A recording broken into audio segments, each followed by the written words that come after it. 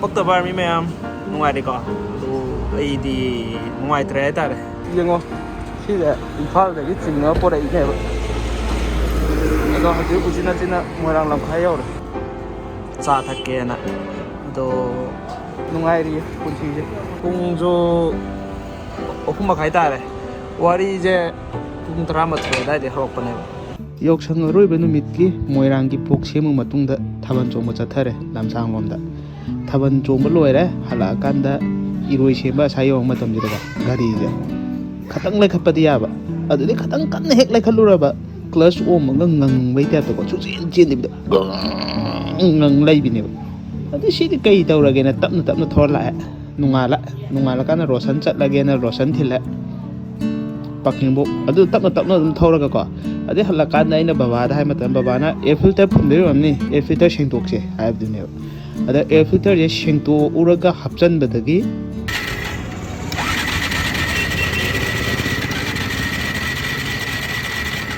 Start ꯍꯧꯈꯤꯗꯕꯗꯒꯤ ꯉꯥꯏꯍꯥꯛꯇꯪ ꯂꯩꯔꯀꯥꯟꯗ ꯀꯔꯤ ꯄ꯭ꯔꯣꯕ꯭ꯂꯦꯝ ꯂꯥꯛꯀꯦ ꯍꯥꯏꯕ ꯃꯇꯝꯗ ꯁ꯭ꯇꯥꯔꯠ ꯇꯧꯕ ꯈꯨꯗꯤꯡꯒꯤ ꯀꯥꯔꯕꯦꯇꯔꯁꯦ ꯄꯣꯛ ꯄꯥꯏꯊꯣꯛꯄꯅꯦꯕ ꯑꯗꯨꯗ ꯀꯥꯔꯕꯦꯇꯔꯗ ꯐꯥꯕ ꯂꯕꯔꯗꯣ ꯑꯗꯨꯁꯨ ꯁꯤꯜꯂ ꯌꯦꯡꯉꯦ ꯌꯥꯗꯦ ꯑꯗꯨꯗꯒꯤ ꯃꯦꯒꯅꯦꯠꯇꯣ ꯂꯧꯊꯣꯛꯑꯒ ꯄꯤꯟꯗꯣ ꯍꯥꯞꯄ ꯌꯦꯡꯉꯦ ꯌꯥꯗꯦ ꯑꯗꯨ ꯇꯥꯔꯗꯤ ꯁꯤꯁꯦ ꯄ꯭ꯔꯣꯕ꯭ꯂꯦꯝꯁꯦ 2-3 ꯈꯔ ꯂꯩꯔꯤꯕ ꯁꯤꯗꯤ ꯀꯥꯟꯅꯔꯣꯏꯅ ꯌꯨꯝꯗ ꯄꯨꯗꯗꯤ ꯌꯥꯔꯣꯏ ꯍꯥꯏꯅ ꯌꯨꯝꯗ ꯄꯨꯊꯔꯦ ꯁꯤ ꯒꯥꯔꯤꯒꯤ ꯀꯣꯕꯔꯒꯁꯦ ꯌꯥꯝ ꯇꯥꯡꯅ ꯂꯩꯖꯈꯤꯕꯅꯤ ꯑꯦꯛꯁꯟ ꯀꯦꯃꯦꯔꯥ ꯄꯤꯒꯣ ꯅꯝꯒꯦ ꯇꯧꯔꯒ ꯑꯩꯗꯤ ꯆꯥꯔꯖ ꯇꯧꯗꯕꯤꯗ ꯇꯧ ꯂꯩꯔꯝꯃꯦ ꯔꯣꯁꯟꯅ ꯀꯤꯅꯕ ꯀꯥꯟ ꯇꯧꯔꯤ ꯑꯃꯨꯛ ꯂꯧꯊꯣꯛꯏꯅꯦ ꯌꯥꯗ꯭ꯔꯥ ꯍꯦꯜꯃꯦꯠ ꯇꯥꯒꯦꯅ ꯌꯥꯔꯁꯦ ꯑꯁ ꯅꯥꯟꯊꯣꯛꯑꯒ ꯑꯃꯨꯛ ꯀꯤꯔ ꯂꯣꯏꯔꯦ ꯔꯣꯁꯟ ꯌꯥꯏꯒꯩ ꯃꯇꯥꯏ ꯑꯣꯏꯍꯜꯂꯣ ꯈꯔ ꯀꯩꯅꯣ ꯇꯧꯍꯟꯁꯦ ꯈꯔ ꯁꯪꯍꯟꯖꯦꯕ ꯊꯧꯔꯤꯁꯦ ꯆꯨꯝꯃꯦ ꯑꯗꯨꯗ ꯁꯤꯗ ꯀꯣꯠꯁꯟꯈ꯭ꯔꯣ ꯁꯤꯅ ꯑꯗꯨꯗꯨꯅ ꯁꯃꯨꯂꯣ ꯇꯥꯗꯧꯅꯦꯗ ꯁꯤ ꯆꯤꯡꯒꯠꯂꯣ ꯀꯃꯣꯂꯣ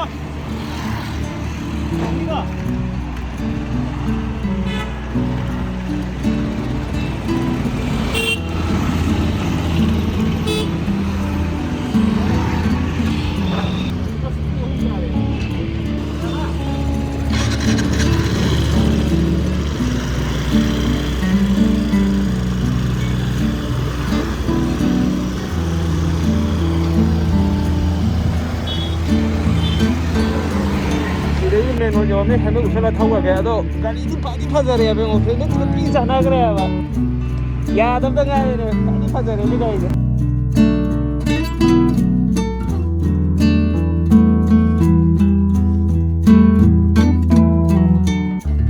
거기요 베이시기 엔진 오일가 견오가 떨어버네요 갤 오일 신 떨어버네요 아직 레벨이 제 컴퓨터네 이거 야들이 막 다산이래 엔진 오일 시 바티니 라야까 리터 아마가 그램 0.2 ꯑꯣꯏꯕ ꯁꯤꯅ 800 ꯑꯗꯨꯅ ꯇꯥꯛꯄꯅꯦꯕ ꯑꯗꯣ ꯌꯥꯝꯃꯜꯂ ꯃꯥꯜꯂꯦ ꯁ꯭ꯇꯥꯔꯠꯁꯦ ꯃꯨꯠꯂꯦꯕ ꯃꯇꯣꯟꯗ ꯁꯤ ꯈꯥꯏꯗꯣꯛꯑꯦ ꯈꯔ ꯌꯦꯡꯉꯒꯦ ꯁꯤ ꯈꯔ ꯊꯝꯃꯒꯦ ꯁꯤ ꯂꯩꯔꯦ ꯍꯧꯖꯤꯛ ꯀꯩꯅꯣ ꯌꯧꯗ ꯉꯥꯏꯔꯤꯗ ꯋꯦꯜꯀꯝ ꯇꯨ ꯕꯤꯁꯦꯝꯄꯨꯔ ꯊꯥꯕꯗꯣ ꯑꯗꯨ ꯌꯧꯗ ꯉꯥꯏꯔꯤꯗ ꯄꯨꯡ 3ꯗꯩ ꯊꯣꯛꯂꯛꯄꯅꯦ ꯍꯧꯖꯤꯛ ꯄꯨꯡꯈꯥꯏ ꯑꯃꯗꯤ ꯆꯪꯈ꯭ꯔꯦ ꯊꯥꯎ ꯍꯟꯖꯜꯂꯦ ꯑꯗꯨꯒ ꯁꯤ ꯒꯥꯔꯤꯁꯦ ꯈꯤꯇꯪ ꯕꯦꯔꯥ ꯂꯥꯛꯑꯦ I've seen a lot of change, been through a lot of pain. Some things are not the same as they were a year ago, but all will be okay. I move on each and every day. The past is where it stays, way back a year ago. I've changed for the better this time. I thought I would never be fine. I strive just to say I'm alright, and for the first time in a long time I'm alright. Maradam khayore star kidam takise asom last kido khamjira manung thogen gira hanga adune manung tawza lagera hanga angena khoi na pungba asina gari long chong angam mateng pangna ba adune Sikura khanbado nungai je sikhang na ba Rosan laire akhoi paktabar mim laire kaiming ko we Sagarjet mingi padai Rosan nang kamen na nang atangai re ba mayamna nang Instagram ID guma piro kaino kamen pangam dre akhoi si na ga haram ne as Nang yadre nang kele nupina. Okay, sidagidi yumi ogu kaptharage aduga yumi ogu thoringa daga sigi bike nan nairamado nungairabneba kai de thoi gonde biya de padara ado si nai gi bada thogi bada adu yem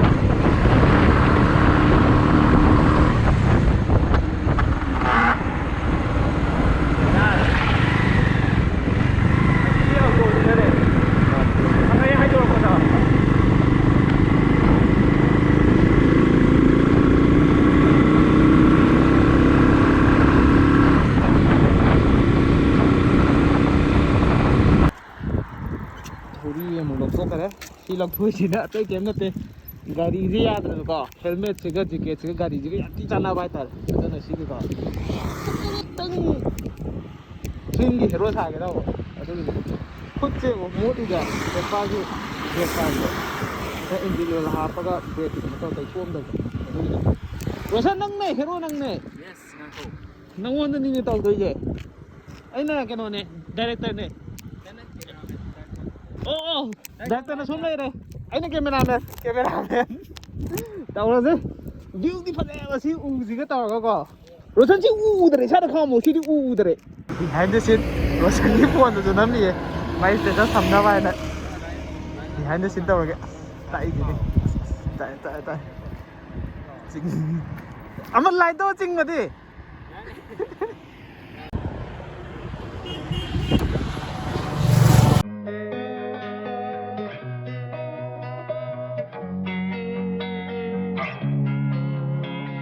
Losing time, I'm fading fast. I just wanna make it last. Try to let go of the past. I close my eyes, embrace the blast. Sleepless nights and headaches stack. Restlessness. Total. I thought I would never. I strive just to say I'm alright. In a long time, I'm alright. I've seen a lot of change.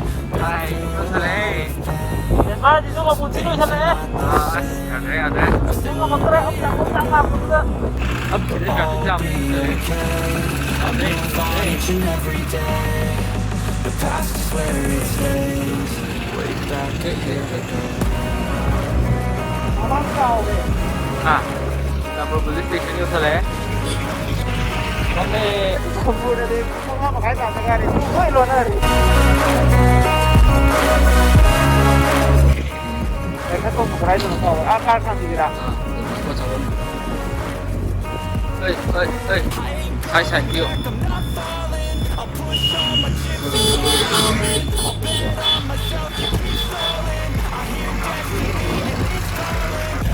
Dari dalam ya, uang kita darat. Siya diri maram je makhal ari humri challe samna ha da khoi kok chi pa matam da mit na raga ju kok chi e ora ga ju kok chi e wakhan khan mal ga ju kok chi e ahing tum dar ga ju kok chi e kapmal la ju kok chi e dana ka adumaina siya diri maram ju mari manga lai bani na si da di yeng budi khangaroi da ba